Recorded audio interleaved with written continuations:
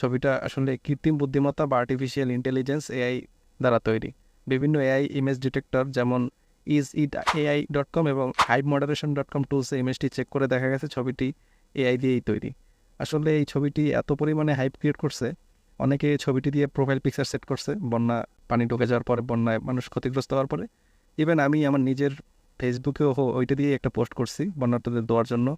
যাই হোক আর কি, ছবিটার অনেকে দেখে অনেকে আর কি জানতে চাইছে যে আসলে ছবিটা কার, বাচ্চাটা কার, বা এই লোকেশনটা কোথায়, বাচ্চাটার এখন কি অবস্থা। অবশ্য টেনশন হওয়ার কথা, সবাই চিন্তার মধ্যে পড়ে গেছে ছবিটা দেওয়ার পর। আবার অনেকের অনেক পরিমাণে এক্সট্রিম লেভেলের খারাপও লাগছে যে আসলে এই বাচ্চাটার কি হবে।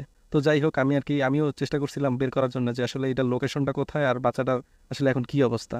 তো ঘুরতে ঘুরতে দেখলাম আসলে বাচ্চাটা আসলে ওইভাবে না, আসলে এটা একটা এআই দিয়েই তৈরি। আমি ওই যে সমকালের একটা নিউজের মধ্যে দেখলাম যে আসলে এটা আসলে এআই দিয়া তৈরি। তো চিন্তা করলাম যে অনেকেই হয়তো বা